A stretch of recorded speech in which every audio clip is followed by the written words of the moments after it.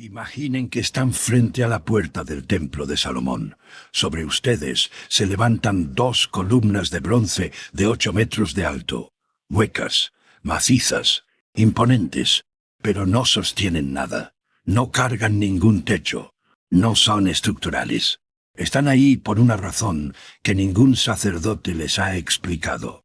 Detrás de esas columnas, un corredor largo los lleva hacia un lugar donde solo un hombre podía entrar.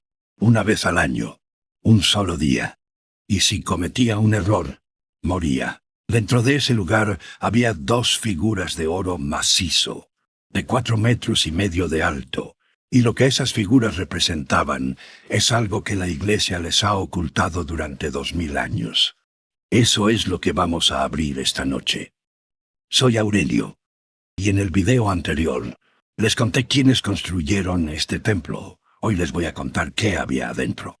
Antes de seguir, necesito ponerles en contexto una cosa que a mí me tomó años entender.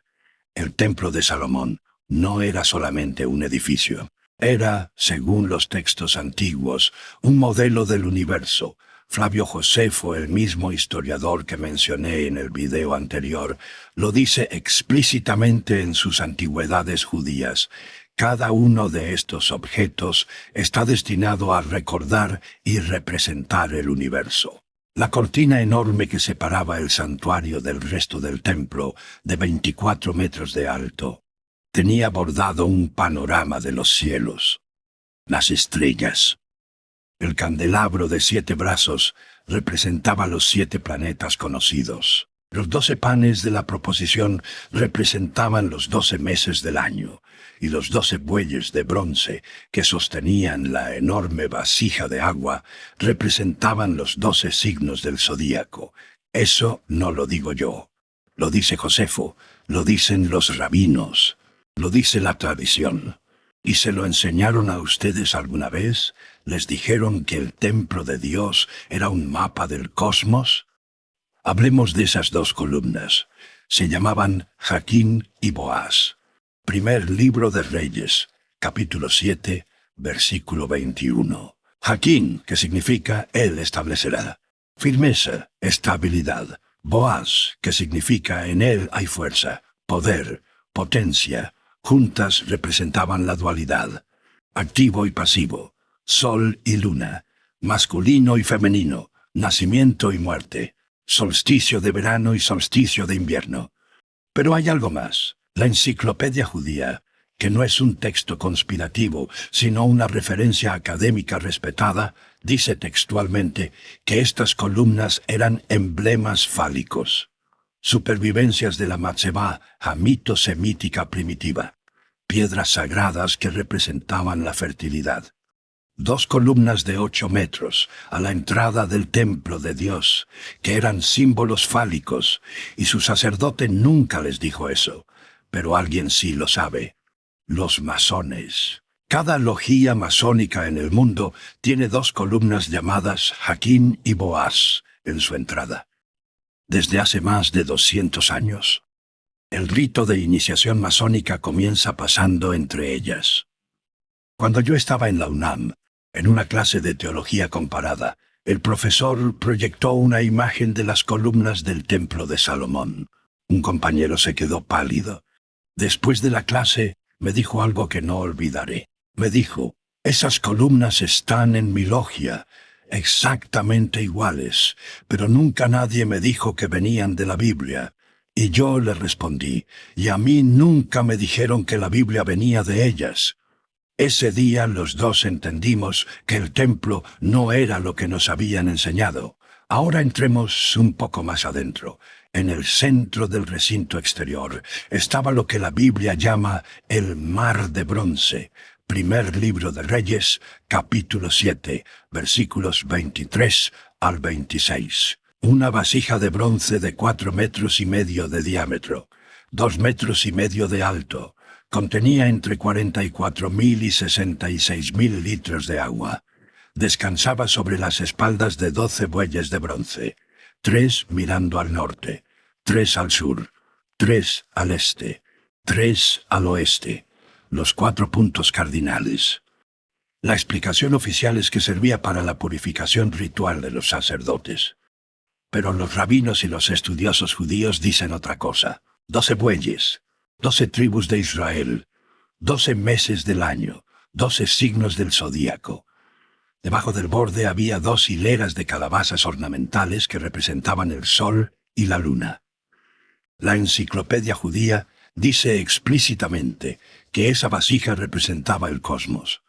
El templo no era solamente un lugar para rezar, era una máquina cósmica, una réplica del universo en miniatura, y nadie les contó eso en la catequesis, pero nada de eso se compara con lo que voy a contarles ahora. Detrás de la cortina bordada con estrellas, en la habitación más sagrada que haya existido jamás, el Sancta Sanctorum, el Debir, estaban los querubines.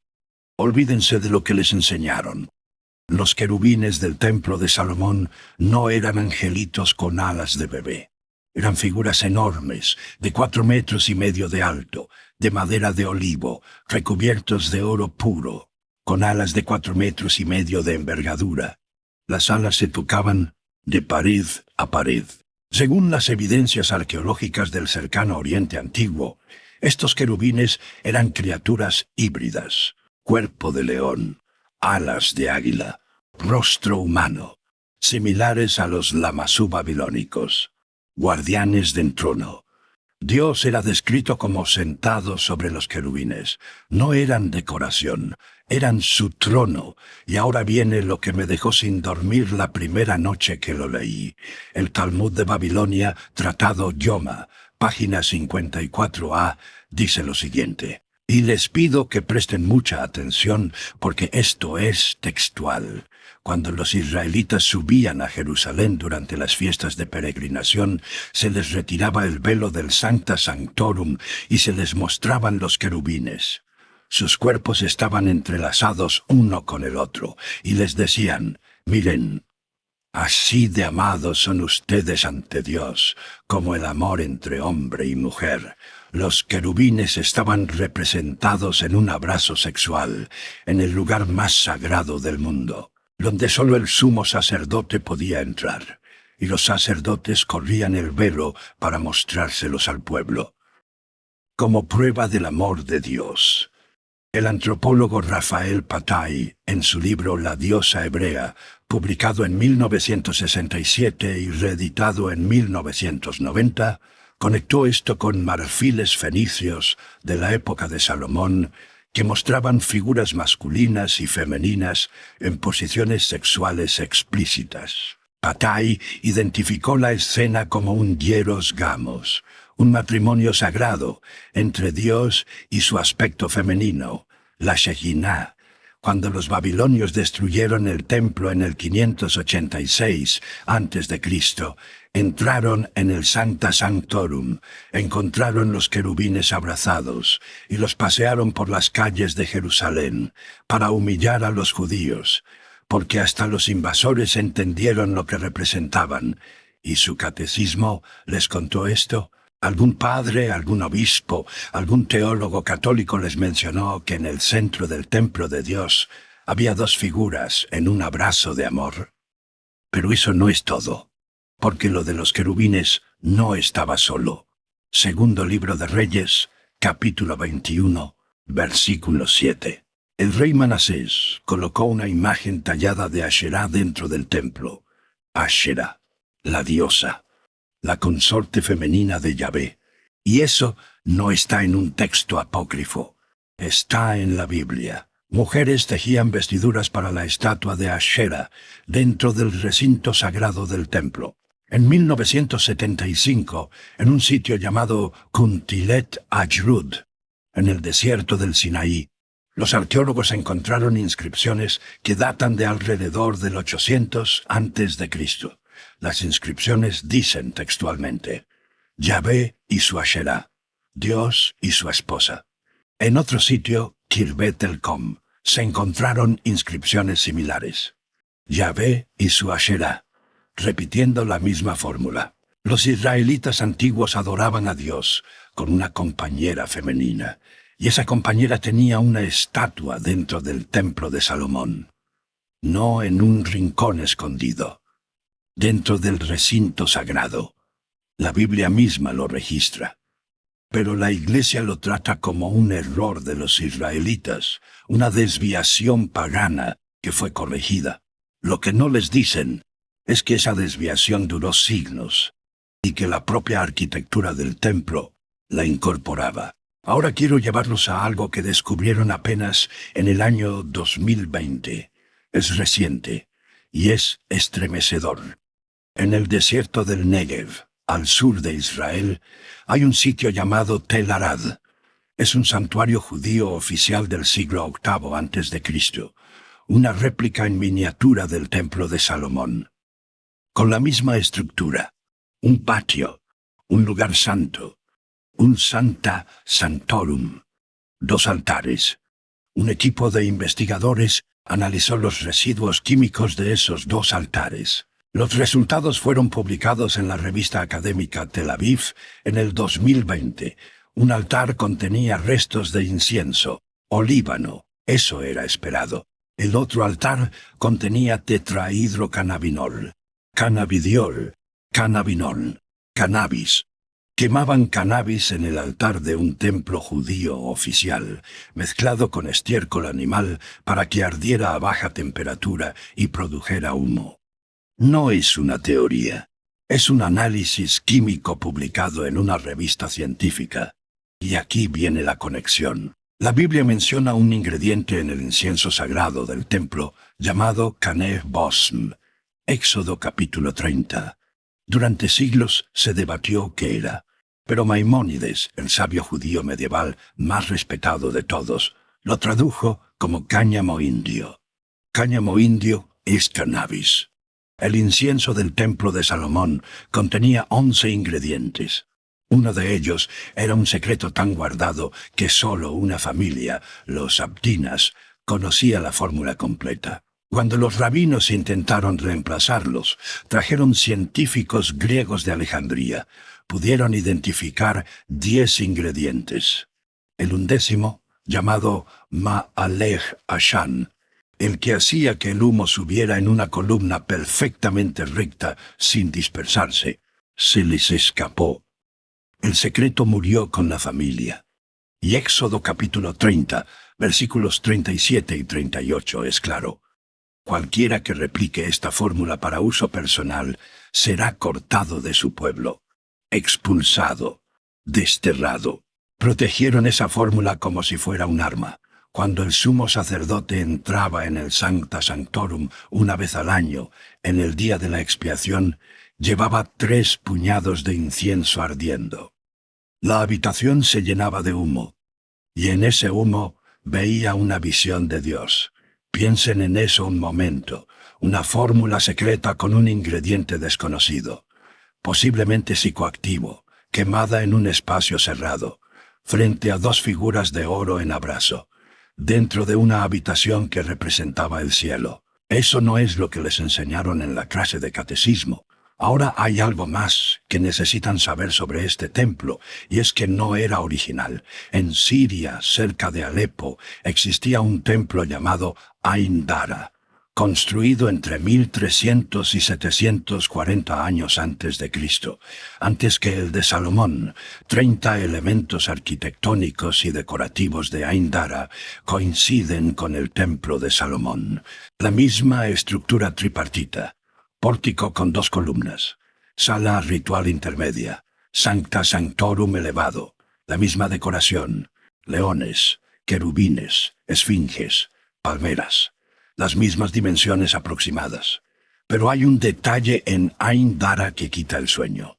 En el umbral del templo talladas en la piedra hay huellas gigantes, de 1 metro de largo cada una, 2 huellas en la entrada, luego una huella del pie derecho, 9 metros después, una huella del pie izquierdo. El paso implica un ser de 20 metros de altura, entrando a su templo. ¿Y a quién estaba dedicado el templo de Ain Dara? A Baal Hadad. el dios pagano de la tormenta. El templo de Salomón, diseñado para el Dios único de Israel, era arquitectónicamente idéntico a un templo construido para Baal. Y eso tiene sentido, porque quien diseñó y construyó el templo de Salomón no fue un israelita. Fue Hiram de Tiro, un artesano fenicio, medio israelita, medio pagano. Primer libro de Reyes, capítulo 7, versículos 13 y 14. Los fenicios adoraban a Baal y a Astarte, y fueron ellos quienes le dieron forma a la casa de Dios. El arqueólogo israelí Israel Finkelstein lo confirmó. El templo de Salomón fue construido según diseño fenicio. La casa de Dios fue diseñada por paganos, era gemela de un templo de Baal, contenía estatuas en abrazo, quemaban incienso psicoactivo y una diosa vivía dentro. Y la iglesia les dice que era simplemente un lugar de oración. Hay algo que falta en esta historia, y es quizás lo más perturbador de todo. El monte del templo, el lugar exacto donde estaba el templo de Salomón, nunca ha sido excavado. Jerusalén es una de las ciudades más excavadas del mundo, pero el monte del templo no. Razones políticas, razones religiosas. Nadie se atreve. En los años 90, la Waqf islámica, que administra la explanada, convirtió los establos de Salomón en una nueva mezquita. Trajeron maquinaria pesada, excavaron sin supervisión arqueológica. 9.000 toneladas de suelo fueron removidas y arrojadas al Valle del Cedrón, sin que ningún arqueólogo las tocara primero. El Tribunal Supremo de Israel declaró a la Waqf culpable de 35 violaciones de la ley de antigüedades. Destrucción irreversible. En 2004, los arqueólogos Gabriel Barkay y Sachit Vira empezaron a tamizar esos escombros. El proyecto de tamizado del Monte del Templo. Más de 260.000 voluntarios. Más de 500.000 artefactos recuperados de la basura. Cerámicas del primer templo. Sellos con inscripciones hebreas antiguas. Pesas de plata. Monedas. Los restos del templo de Salomón, encontrados en un basurero. Y hay un mapa del tesoro. En 1952, en la cueva 3 de Qumran, junto al Mar Muerto, se encontró un rollo que no se parecía a ningún otro de los manuscritos del Mar Muerto. No era de pergamino, era de cobre, y no contenía textos religiosos. Contenía una lista de 64 ubicaciones donde se habían escondido objetos de oro y plata. El total estimado, más de 160 toneladas de metales preciosos. Incluye 600 vasijas del templo, vestiduras del sumo sacerdote. El mapa data de justo antes de que los romanos destruyeran el segundo templo en el año 70. Alguien se tomó el trabajo de grabar en cobre, el material más duradero disponible, la ubicación exacta de los tesoros del templo. Nadie los ha encontrado. Las referencias son crípticas. Los puntos de referencia ya no existen. Pero el rollo está ahí, en el Museo de Jordania en Amán, de cobre real, un mapa del tesoro del templo de Salomón, y casi nadie lo sabe. Hubo otros que sí buscaron. En el año 1119, 9 caballeros empobrecidos llegaron a Jerusalén. Se instalaron directamente sobre el monte del templo, en el área de la mezquita de Al-Aqsa, encima de los establos de Salomón. Se hicieron llamar los pobres compañeros de Cristo y del templo de Salomón, templarios. Según múltiples historiadores, excavaron bajo el monte durante 8 años. 9 caballeros sin dinero, y en pocas décadas se convirtieron en la organización más rica de la Europa medieval. ¿Qué encontraron? Nadie lo sabe con certeza, pero algo encontraron. Porque no se pasa de la pobreza a la riqueza absoluta por rezar más fuerte. No les voy a decir qué creer sobre los templarios. Hay mucha leyenda mezclada con la historia. Pero les voy a decir algo que sí es verificable. Alguien consideró que lo que había debajo de ese templo era lo suficientemente importante como para excavar durante 8 años. Y lo que encontraron fue lo suficientemente valioso como para transformar su destino. Volvamos al principio. El Templo de Salomón, el lugar más sagrado de la historia de la humanidad, diseñado por paganos, construido como les conté en el video anterior por demonios, con 2 columnas que eran símbolos fálicos en la entrada, con un mar de bronce que representaba el zodíaco, con una diosa dentro de sus muros, con querubines de oro en un abrazo de amor, con incienso secreto que incluía posiblemente cannabis, y con un tesoro enterrado que nadie ha encontrado. ¿Y qué les dijeron a ustedes en la escuela dominical? Que era la casa donde Dios vivía. Punto.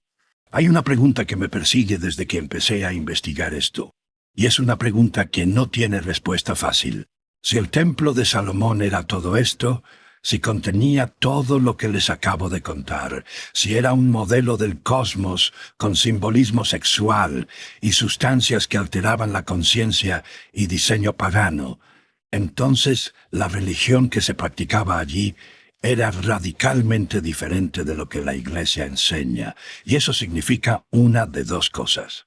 O la Iglesia no sabe, lo cual es difícil de creer, porque estos textos son accesibles, o la Iglesia sabe, y eligió no contarles. Yo creo que saben, creo que siempre han sabido, y creo que el día que uno entiende lo que era realmente el Templo de Salomón, entiende por qué la Iglesia decidió que era mejor que ustedes no lo supieran. Soy Aurelio. Y la próxima pregunta es más inquietante todavía. ¿Qué había en el ombligo? ¿Por qué la Iglesia lo consideró peligroso? Eso viene mañana,